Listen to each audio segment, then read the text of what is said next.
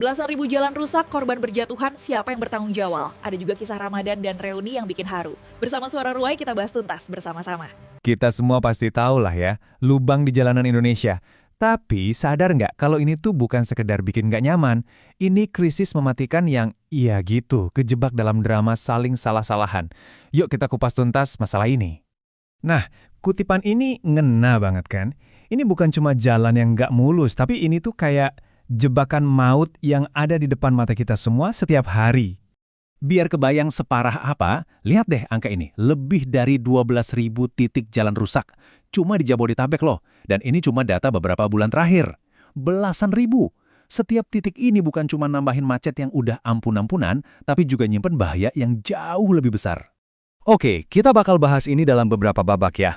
Pertama, dan ini penting banget, kita harus paham kalau ini tuh udah jadi epidemi, masalah kesehatan publik, bukan sekedar keluhan soal lalu lintas. Iya sih. Jalanan rusak emang bikin kita kejebak macet berjam-jam. Tapi, itu bukan harga termahal yang harus kita bayar loh. Harga yang sesungguhnya, yaitu nyawa manusia. Setiap lubang itu punya potensi jadi tragedi. Dan ini bukan asumsi lagi. Ini kejadian nyata. Coba lihat, di Tangerang, 4 nyawa melayang dalam sebulan, cuma gara-gara satu ruas jalan yang sama. Terus di Matraman, ada anak SMK meninggal pas berangkat sekolah. Inilah wajah asli dari krisis infrastruktur kita. Dan ini kejadian sehari-hari. Oke, sekarang kita lanjut. Kenapa sih masalah ini kayak nggak ada habisnya? Nah, ini dia nih, kita masuk ke inti masalahnya. Birokrasi yang ribet dan drama saling lempar tanggung jawab yang bikin perbaikan jadi mandek. Inilah pertanyaan yang bikin banyak dari kita frustrasi kan? Pas kita lihat ada lubang bahaya, kita harus lapor ke siapa? Jawabannya, ternyata nggak segampang itu. Di atas kertas sih pembagiannya kelihatan rapi ya. Ada pemerintah pusat, ada Pemprov, ada Pemkot atau Pemkap.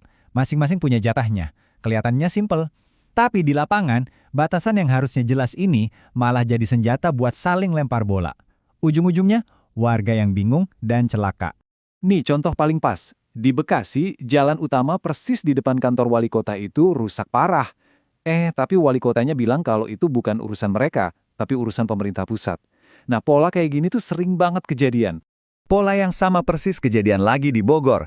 Ada jalan rusak parah sampai dijuluki wahana lubang maut. Dan jawabannya, lagi-lagi sama.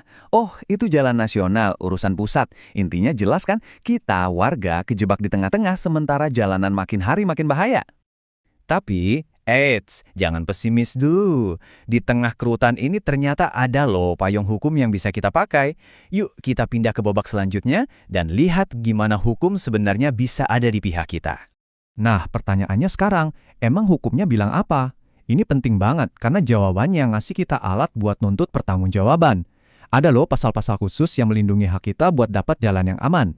Pertama, ada pasal 24 di Undang-Undang Lalu Lintas dan Angkutan Jalan.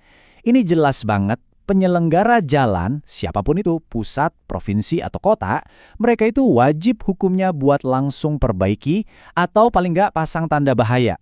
Kata kuncinya di sini, wajib, nggak bisa ditawar. Dan ini bisa jadi lebih serius lagi. Pasal 273 itu ngatur soal sanksi pidananya.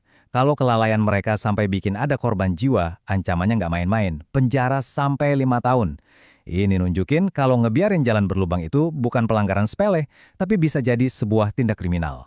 Jadi, intinya yang perlu kita ingat dari sini adalah ini, hukumnya udah ada, kelalaian itu ada konsekuensi beratnya, dan kita sebagai warga negara punya hak buat nuntut jalanan yang aman dan minta pertanggungjawaban dari mereka yang gagal.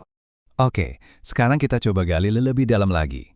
Soalnya, cuma nambah lubang aja tuh nggak bakal cukup kalau kita nggak beresin akar masalahnya. Akar masalahnya tuh ada di bawah aspalnya.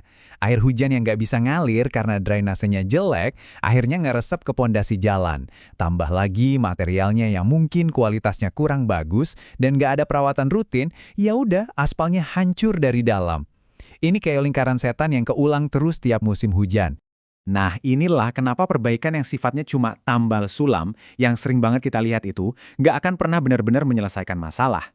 Ini tuh ibaratnya cuma nempelin plester di luka yang udah infeksi. Kelihatan mendingan sesaat, tapi masalah utamanya masih di situ dan bakal kumat lagi. Kita tutup pembahasan kita kali ini dengan pertanyaan ini. Sebenarnya harus berapa banyak lagi korban yang jatuh sebelum kita berhenti jatuh ke lubang yang sama? Ini udah bukan lagi soal aspal atau anggaran loh. Ini soal kemauan politik untuk lebih mentingin nyawa manusia di atas keribatan birokrasi. Karena, jujur aja, setiap lubang yang dibiarin menganga itu adalah bukti kegagalan sistem yang, sayangnya, terus memakan korban. Isu ini bukan sekadar angka, tapi nyawa dan masa depan kita. Tonton terus Suara Ruai, subscribe, like, komen, dan share sekarang juga.